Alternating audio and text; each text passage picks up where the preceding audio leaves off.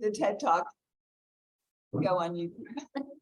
So, okay, so I'm hoping today that when I get done, good? Yeah. Okay, when I get done talking, you are gonna look at your garden space in a different way, your block, your neighborhood, and our city in a totally different way. I want to talk about what the power of gardening can do for us. You want a month? I have one. Okay, can you go to the next thing? I said I could, but. So how did I get into gardening? Well, this next picture is the neighborhood that I grew up in. This is Pittsburgh. This is Lawrenceville, Ward 11. This is my grandmother's house on the left with the brown roof, and this is a modern day version of that neighborhood. My house was a couple blocks away, but it was the same kind of neighborhood, and we had our front yard was the street, and we played on stoops, and when cars came down the street, you just backed up against your house until they were gone. So we really didn't have a garden. When I was about 13, we moved to a 21-acre farm north of Pittsburgh, and that's really where my love of gardening grew. And we grew vegetables and flowers, and we had an orchard, and we subscribed to organic gardening, and I guess that's where it all started. Okay, the next one. As I got older, I was like a typical gardener. I gardened mainly in my backyard. You know, I had a few flowers up front, but like most people, you know, you live in your backyard. My husband and I were very fortunate. We've been to 46 of the 50 states. And when I say been to them, not just the typical tourist spots, we camped all through the United States. So I have seen everything from the hardscrabble towns to the very touristy, wonderful places that people want to go to. And one of the things I would drag my husband to were all the garden spots, like the botanical gardens and everything. But at some point, I fell in love with garden tours. And not only did I love garden tours, but I would drag my husband up and down different neighborhoods looking for pretty streets. And he would say to me, why are we looking at all these houses with gardens? And I said, if we lived in this city, this is the street I would want to live on. Like I was always looking for the cool parts of town. Okay. And one of the things I think about in all the places I've traveled here and abroad is that a typical street in any city is, you know, you have a house sitting on top of a green grass rug. You have a couple shrubs, maybe foundation plants, maybe a few trees. You might even have some flowers in the front. But for the most part, when I drive down typical streets in any city, this is kind of what you see. Next one. And if you live in the suburbs, you might have a newer house, might be, you know, nicer, more expensive. But again, you see the house plopped on a green grass rug with some shrubs. And what astounds me is you think about the property that your house is sitting on. How much of your property do you actually use? Do you do anything in your front yard, or is that a pretty way to get from your driveway to your front door? And how much of us live in our backyard and totally don't do anything with the front? Okay, so next picture. So that's kind of how I was. But in 2012, I went to the largest garden walk in the United States. It's in Buffalo, New York. Not a place you would imagine being famous for their gardens. And they are now 28, 29 years old. They started with about 23 gardens. They're up to about 440 gardens. It brings in 65,000 people for that one weekend, those 2 days, and of those visitors, about 25% come from 50 miles or more. I have been there 5 times. So you can imagine the tourism dollars I have dropped in that city. And if they were closer, I would go every single year. That's how wonderful it is. It brings about $5 million into the economy, all because of gardening. It's kind of hard to imagine. It is the last weekend in July, and I am their biggest supporter. I tell everybody, if you get a chance, go to the Buffalo Garden Walk. Okay. Oh, before we go, this is just a modest garden. Not very big. You can see people coming down the driveway to look at a garden that is not very special. I mean, in the big scheme of things, it's not going to be in a magazine, but you have 65,000 people who want to come and look into every garden that's up there. Okay, next one. Now, here are some very grand gardens in Buffalo. They run from the mansions to the college students' dorms type houses.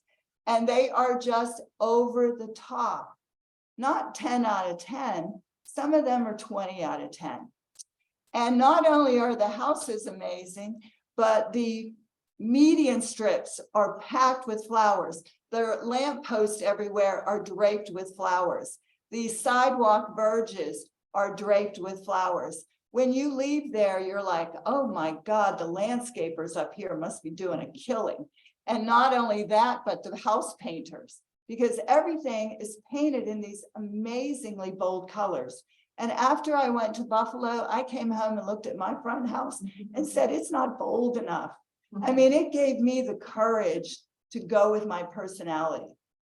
Okay, next picture. Here are some examples of the sidewalk verges or hell strips.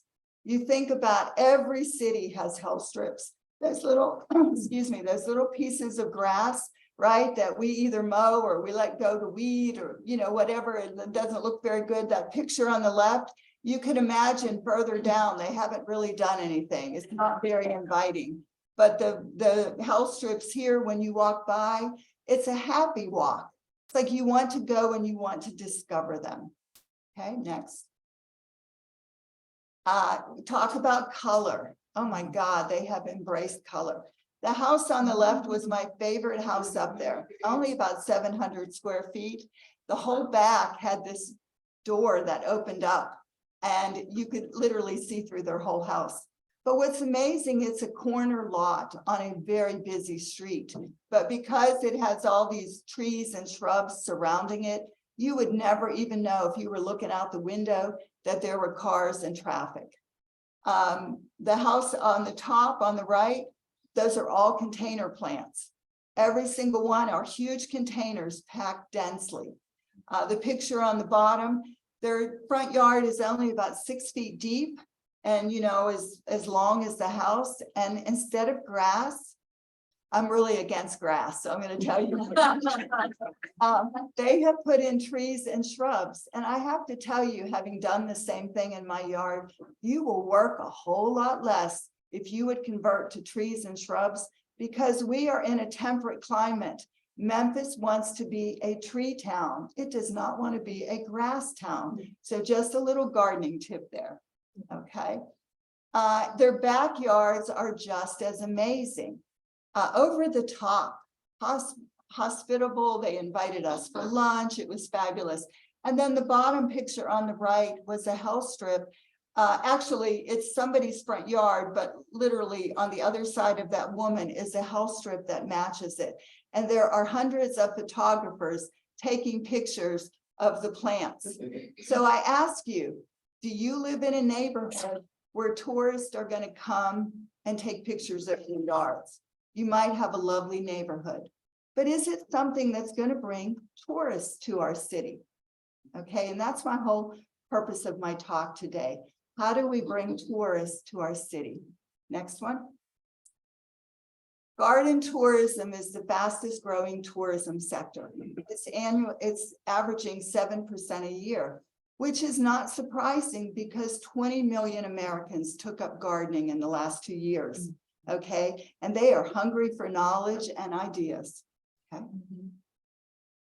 Gardening is the #1 activity in the US, even more than sports. It generates the most tourism revenue. More people go to gardens, public, private, than go to Disney World or Disneyland combined, or Las Vegas or Orlando combined. Okay. So why are garden tours so popular with tourists? So Peggy Lau will probably agree with me that in the tourism industry right now, people want experiences, right? We've all been everywhere and our children have too. So they are looking for unusual experiences that feel authentic and aspirational. because this is the Instagram generation. And you know, they take pictures of everything and everything has to be curated. And what is nicer than flowers, right? And beautiful gardens, they always look fabulous. We need a chance to detox from our digital devices because we spend 93% of our time on our screens. We want to spend healthy time with our family. We want to learn new gardening techniques. And right now, everybody is hungry for figuring out how to save our planet. And gardening, I have to tell you all, if we're going to save our planet, it's going to be through our own personal gardens, whatever every single one of us can do. And then it's inexpensive or free. Okay. Now, what is the value of garden walks to a city, to a neighborhood, to your community?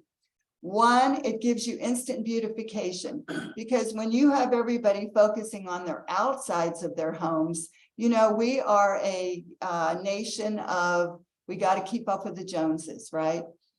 This house on the right is a shed that's in Buffalo.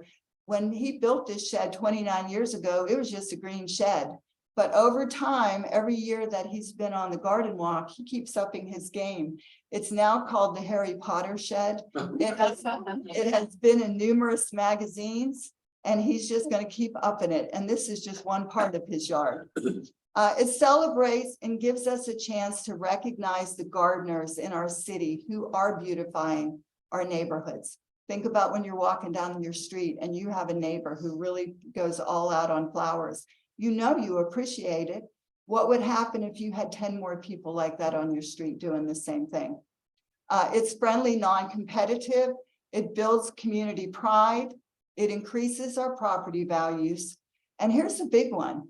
It does not require city funds. I'm spending my own hard-earned money putting in a new sidewalk, a new driveway. I screened in my carport. I added a screened-in porch. Would I have done all those things if I didn't have people coming over to see my garden? Probably not, you know, so it's a great reason for people to fix up their yards. It does reduce blight and crime. And while it may not seem like that right now in the city, I promise you that beautiful places scare criminals off. They just don't feel comfortable in those places, okay? And when places are beautiful, more people are outside and more eyes are on the street, and you get to know your neighbors. And finally, it brings in substantial tourism dollars, okay? So in 2016, we started the Cooper Young Garden Walk to beautify our neighborhood and raise money for beautification. This is our 8th year. We had 1,500 visitors last year, including a garden blogger from Pennsylvania who said, you have no idea what a fabulous thing you've got going here. We earned $20,000 after expenses, and we poured it right back into our neighborhood. And you can see what we did. We did some of it if you drive down Southern Avenue. We put up murals and we planted 1,500 native plants. We grew to 100 gardens. This is Chris Harris. I love his story. He is a renter and he's a gardener. Not only has he fixed up his yard, and he will tell you 95% of the stuff in his yard were found objects on the street, but he has encouraged 4 other non-gardeners on his street to take up gardening. Would they have, if we had not had this event? Probably not, okay? So why do people come to garden walks? Well, they want to get ideas for their yard. If they want to learn about growing vegetables, meeting other gardeners, learning about raising chickens and bees. And for many of them, they want to learn easy ways to garden.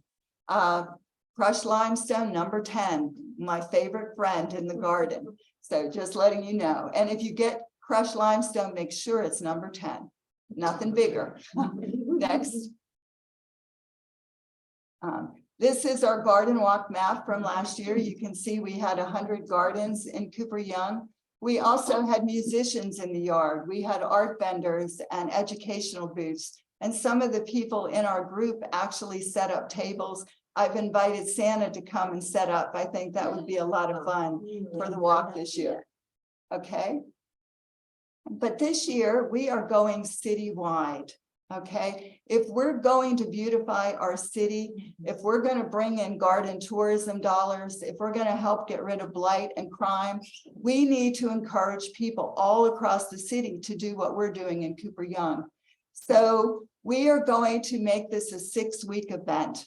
So from May 20th to July 2nd, we are going to highlight 16 neighborhoods in the city, including Bartlett, Berkeley, Binghamton, Central Gardens, Collierville, Cooper Young, Cordova, Downtown, East Memphis, Evergreen, Fraser, Hind Park, High Point Terrace, Orange Mound, Salisville, and Becca. And I may have left one off, I don't know. But anyway, what's going to happen is each day is a different neighborhood. And so like for the 20th and 21st, you'll come to the Cooper Young Garden Walk. But then I think on June 3rd is Germantown, June 10th, I think is Hind Park. And so you will have 6 weeks to tour gardens all over the city, okay? And you are gonna see the top left is a garden in Bartlett.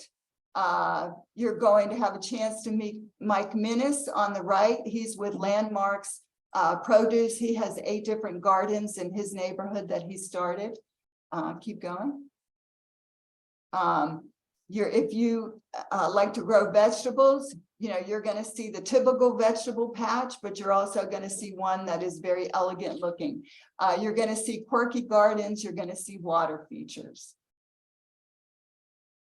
This is Mrs. Cotton in Orange Mound, and I want to convey to you what this does to gardeners when you go to their garden and you ooh and ah. Mrs. Cotton said it was the best weekend of her life. She never had so many people coming and telling her that her garden was beautiful. This is actually a picture. We showed her garden in October a couple years ago. We were asked to put on a little mini one, and I thought, whose garden looks good in October? Mrs. Cotton's garden looked fabulous, and she was in Orange Mound. And a busload of people came up from Tupelo to see her garden because they had grown up in Orange Mound.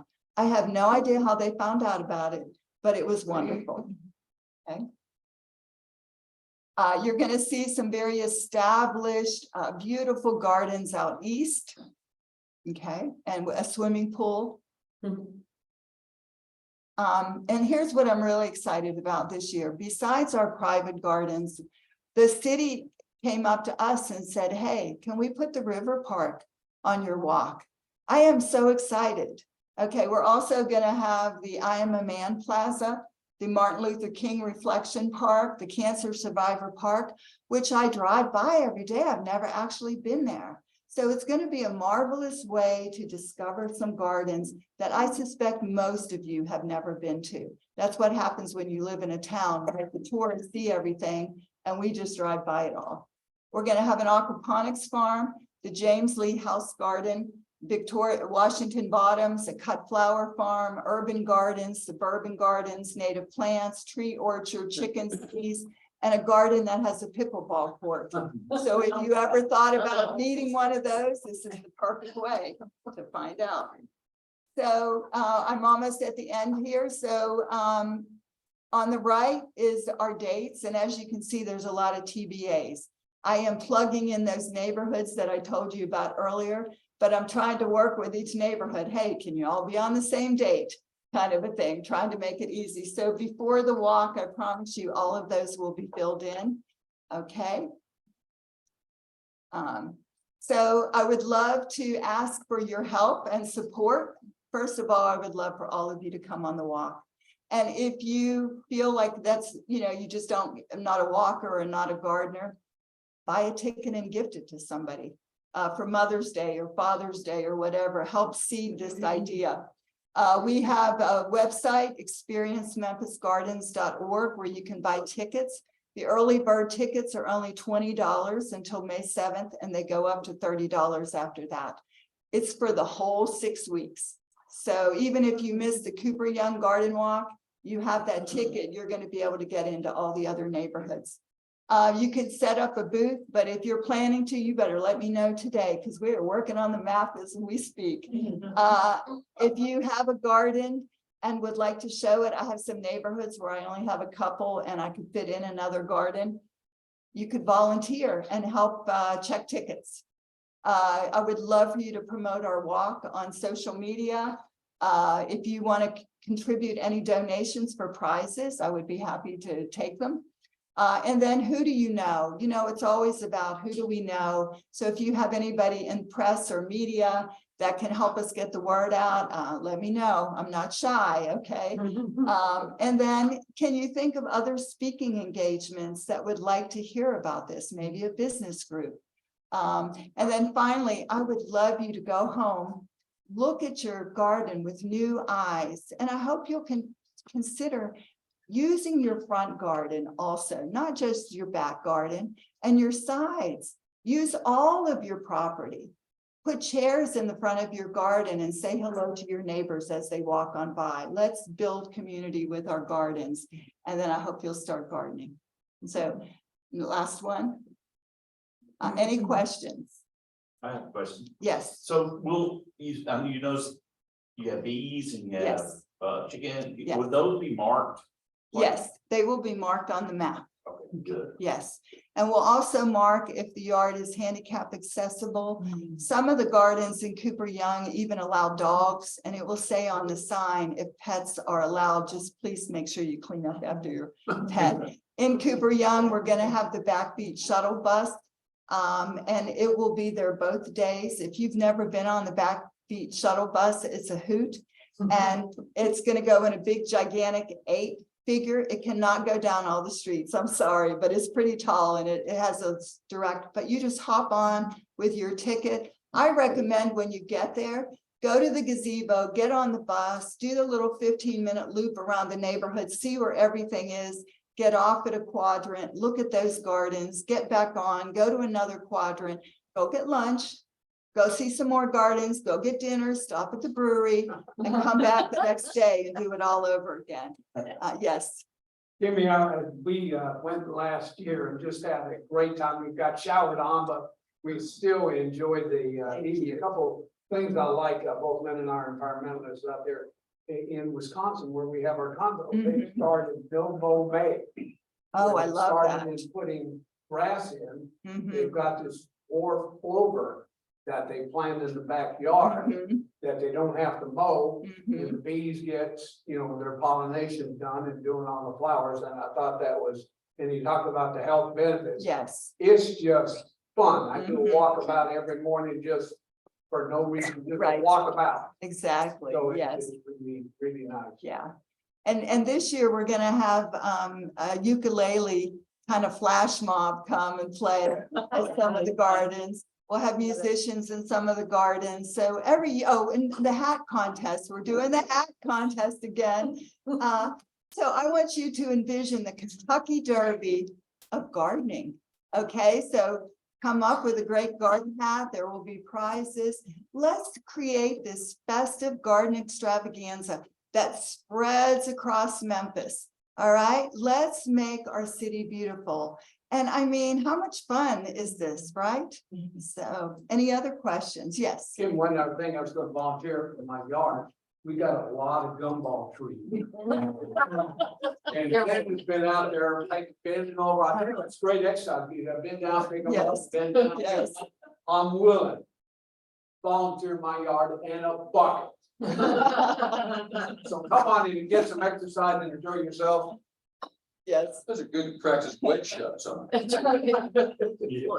mentioned letting you know about one table. Yes. Now, does that mean you'll have a table from May 20th? No, What no. is the time? The table